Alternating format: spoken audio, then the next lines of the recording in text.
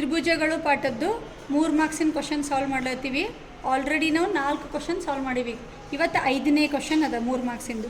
ಈ ಕ್ವಶನ್ ಎಲ್ಲಿಂದದ ಅಂತಂದರೆ 2025-26ನೇ ಸಾಲಿಂದು ವಾರ್ಷಿಕ ಪರೀಕ್ಷೆ 1 ಮತ್ತು ಪರೀಕ್ಷೆ 2 ಎರಡನೇ ಪರೀಕ್ಷೆದು 31ನೇ ಪ್ರಶ್ನೆ 3 ಮಾರ್ಕ್ಸಿನ ತ್ರಿಭುಜದ ಪ್ರಶ್ನೆ ಇವತ್ತು ಸಾಲ್ವ್ ಮಾಡತ್ತೀವಿ. ಏನದ ಪ್ರಶ್ನೆ ಅಂದರೆ ABC ಒಂದು ಸಮಬಾಹು ತ್ರಿಭುಜ. ಎಕ್ಸ್ ಮತ್ತು ವೈಗಳು ಕ್ರಮವಾಗಿ AB ಮತ್ತು ACಗಳ ಮಧ್ಯಬಿಂದುಗಳಾಗಿವೆ.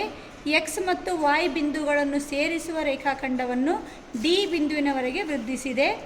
AB ಸಮಾಂತರ CD ಆಗುವಂತೆ C ಮತ್ತು D ಬಿಂದುಗಳನ್ನು ಸೇರಿಸಿದೆ. AX ಅನುಪಾತ CD XY ಅನುಪಾತ YD ಎಂದು ಸಾಧಿಸಿ. ಚಿತ್ರ ಹಾಕಿದರೆ ಕ್ವಶನ್ ಕರೆಕ್ಟಾಗಿ ನಿಮ್ಗೆ ಅರ್ಥ ಆಗ್ತದೆ. ಏನದ ಅಂದರೆ ABC ಒಂದು ಸಮಬಾಹು ತ್ರಿಭುಜ ಅದ. ABC ಒಂದು ಸಮಬಾಹು ತ್ರಿಭುಜ ಅದ.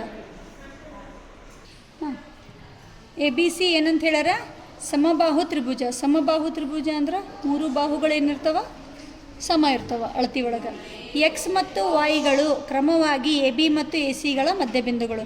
ABದ ಮಧ್ಯಬಿಂದು ಎಕ್ಸ್ ಅದ, ACದ ಮಧ್ಯಬಿಂದು ವೈ ಅದ. ABದ ಮಧ್ಯಬಿಂದು ಎಕ್ಸ್, ACದ ಮಧ್ಯಬಿಂದು ವೈ ಅದ. ನೆಕ್ಸ್ಟ್ AB ಮತ್ತು ACಗಳ ಮಧ್ಯಬಿಂದುಗಳಾಗಿವೆ. ಎಕ್ಸ್ ಮತ್ತು ವೈ ಬಿಂದುಗಳನ್ನು ಸೇರಿಸುವ ರೇಖಾಖಂಡ. ಎಕ್ಸ್ ಮತ್ತು ವೈ ಬಿಂದುಗಳನ್ನು ಸೇರಿಸುವ ರೇಖಾಖಂಡವನ್ನು D ವರೆಗೆ ವೃದ್ಧಿಸಿದೆ. ಅಂದರೆ ಇಲ್ಲಿಗೆ ಬಿಟ್ಟಿಲ್ಲ, ನಾವು D ತನಕ ಏನು ಮಾಡೀವಿ, ಅದಕ್ಕೆ ಮುಂದೆ ತಗೊಂಡೀವಿ. D ವರೆಗೂ ವೃದ್ಧಿಸಿದೆ. AB ಸಮಾಂತರ CD. AB ಸಮಾಂತರ CD ಈ ಲೈನ್ ಅದಲ್ಲ, ಈ AB ಲೈನ್ ಮತ್ತು CD ಲೈನ್ ಸಮಾಂತರ ಆಗುವಂಗ ಜೋಡಿಸ್ಯಾರ. ಜೋಡಿಸಿ ನಾವು ಏನು ಸಾಧಿಸ ಅಂತ ಹೇಳ್ಯಾರ? AX ಅನುಪಾತ CD. AX ಅಂದರೆ ಇದು, CD ಅಂದರೆ ಇದು, ಇವೆರಡ್ರದ್ದು ಅನುಪಾತ.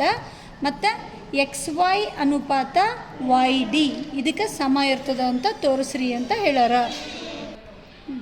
ಕ್ವಶನ್ ತಿಳಿತಲ್ಲ?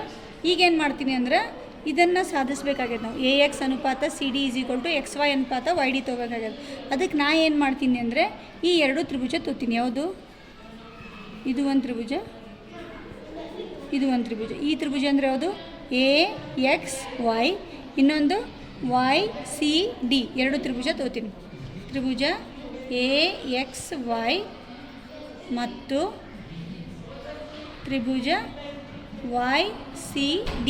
ಈ 2 ತ್ರಿಭುಜದಾಗ ಸ್ವಲ್ಪ ಕೇರ್ಫುಲ್ಲಾಗಿ ನೋಡ್ಕೊರಿ. ಇವೆರಡು ಸಮಾಂತರ ಅಂತ ಹೇಳಿವಲ್ಲ ನಾವು. 2 ಸಮಾಂತರ ಅಂದಾಗ ಈ ಕೋನ ಪರ್ಯಾಯ ಕೋನ ಆಗ್ತವ. ಈ ಕೋನ ಅಂದರೆ ಯಾವುದು? XAY. ಕೋನ XAY ಕೋನ YCD. ಯಾವ ಕೋನಗಳಿವು? ಪರ್ಯಾಯ ಕೋನಗಳು.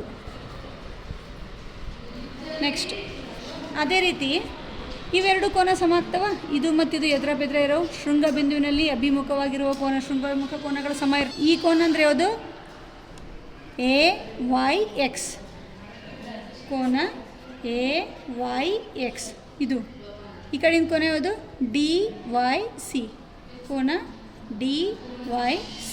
2 ಕೋನಗಳು ಸಮ ಆಗ್ತವೆ. ಯಾಕೆ ಸಮ ಆಗ್ತವೆ ಅಂದ್ರೆ ಇವು ಶೃಂಗಾಭಿಮುಖ ಕೋನಗಳು ಆಗ್ತವೆ. ಈಗ 2 ತ್ರಿಭುಜ ಒಳಗೆ 2 ಕೋನಗಳು ಸಮ ಅದು. 2 ಕೋನಗಳು ಸಮ ಇದ್ರೆ 3ನೇ ಕೋನ ಭೀ ಏನಾಗ್ತದೆ? ಸಮ ಆಗ್ತದೆ. 3ನೇ ಕೋನ ಅಂದ್ರೆ ಇಲ್ಲಿದು ಉಳಿದದ, ಇಲ್ಲಿದು ಉಳಿದು. ಇದು ಅಂದರೆ ಯಾವುದು? AXY. ಆದ್ದರಿಂದ AXY YDC. ಸೊ 3 ಕೋನಗಳು ಸಮ ಅದು. 3 ಕೋನಗಳು ಸಮ ಅಂದಮೇಲೆ ಈ 2 ತ್ರಿಭುಜಗಳು ಸಮಕೋನೀಯ ಆಯಿತಾ? ಸಮಕೋನೀಯ ಅಂದರೆ ಸಮರೂಪ ತ್ರಿಭುಜಗಳಾಗ್ತವ. ತ್ರಿಭುಜ AXY ಸಮರೂಪಿಯಾಗಿದೆ. ತ್ರಿಭುಜ YCD. ಈ 3 ಕೋನಗಳು ಸಮ ಅಂದಮೇಲೆ ಅವು ಸಮರೂಪ ತ್ರಿಭುಜಗಳಾಗ್ತವ. ಸಮರೂಪ ತ್ರಿಭುಜಗಳು ಅಂದಮೇಲೆ ನಾವೇನು ಮಾಡ್ಬೋದು? ಅನುರೂಪ ಬಾಹುಗಳು ಸಮಾನುಪಾತಗಳಿಗೆ ಬರಿಬೋದು. ಅನುರೂಪ ಬಾಹು ಇಲ್ಲಿ AX ತೋತೀನಿ. ಈ ತ್ರಿಭುಜ ಒಳಗೆ AX. ಇಲ್ಲಿ ಯಾವ್ದು ಬರ್ತದೆ? CD ಬರ್ತದೆ. AX/CD. ಆಮೇಲೆ ಇಲ್ಲೇನು ತೊಗೋತೀನಿ? XY ತೊಗೋತೀನಿ. XY. ಆ ಕಡೆ ಯಾವ್ದು ಬರ್ತಂದ್ರೆ YD ಬರ್ತದೆ. ಇಲ್ಲಿ XY ತೊಗೊಂಡಂದ್ರೆ ಆ ಕಡೆ ಏನು ಬರ್ತದೆ? ವೈ ಡಿ ಬರ್ತದೆ. ಸೊ ಇದನ್ನೇ ನಾವು ಭಾಗಾಕಾರ ತೆಗೆದು ಅನುಪಾತ ರೂಪದಾಗ ಬರಿತೀನಿ. ಎ ಎಕ್ಸ್ ಭಾಗಾಕಾರ ತೆಗೆದು ಏನು ಬರಿತೀನಿ? ಅನುಪಾತ C D is equal to X Y ಅನುಪಾತ ವೈ ಡಿ. ಅದೇ ಸಾಧಿಸ ಅಂತ ಹೇಳ್ಯಾರಲ್ಲ ಅವರು. ಬಂತಲ್ಲ ನಮ್ಗೆ. ಇಷ್ಟೇ ಕ್ವಶನ್, ಭಾಳ ಸಿಂಪಲ್ ಅದ. ಚಲೋ ಮಾಡಿರಿ, ಚಂದ ಪ್ರಾಕ್ಟೀಸ್ ಮಾಡಿರಿ. All the best.